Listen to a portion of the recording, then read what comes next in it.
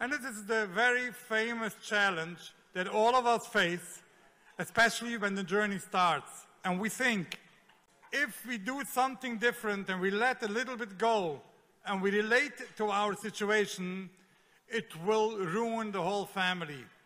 We all are scared. We are all worried. What's going to be with the siblings? What's going to be with the other part of the family? Now it's all standing to fall apart. I had this vision how I control my family, and I am the one who tells them what to do and what not to do, and only when they listen to me can this family be the way I envisioned my family to be.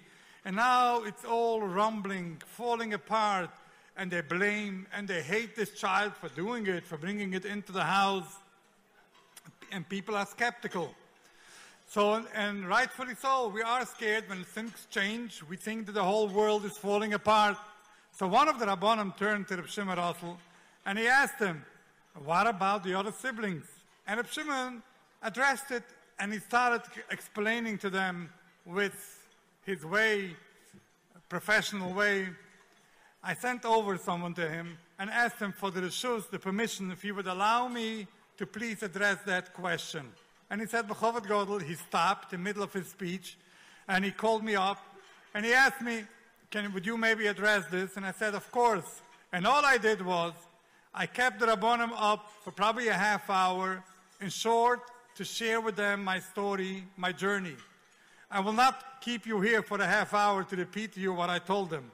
But my finish line was a very simple finish line. I told them how when it all started, and the neighbors grouped up against me, they were all about that I should get rid of my own child, throw her out on the street, because it should not ruin the neighborhood, the effect that it can have on the neighborhood. And my question to them was a very simple question. There were two families on our block. One of them had 3 kids thrown out. When he threw out the first one, it did not scare off or teach a lesson to the other children, obviously, because he had to throw out another kid. And then another kid. There were 3 kids thrown out. And then there was another family on the block that had 2 kids out of the house. So when these neighbors confronted me, I turned to them with a question.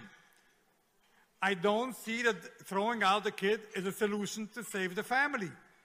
How come by this family it didn't save? And how come by this family it didn't save? And I have even a deeper question.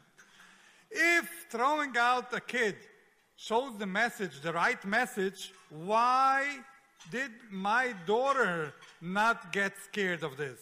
She heard how many kids are thrown out, and it did not scare her to do what she's doing. So this is failing. Your method is failing, and I'm not scared to stand up against you and tell you that's an embarrassment to keep repeating the same things when it fails. On the other hand,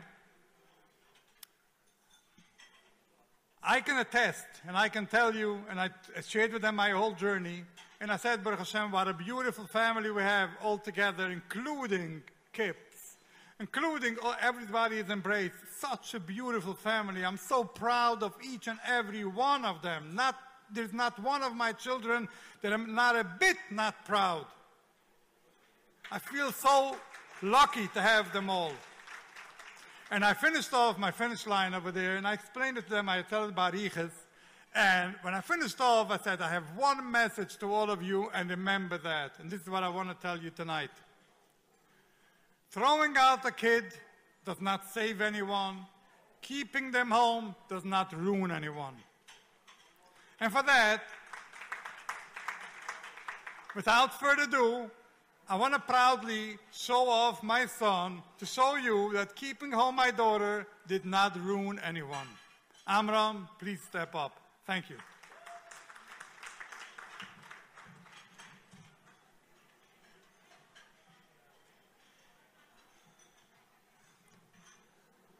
I will just tell you one thing.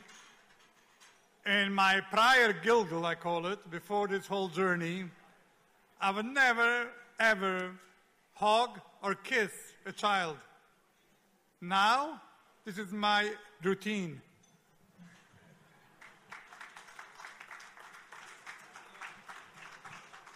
Ah.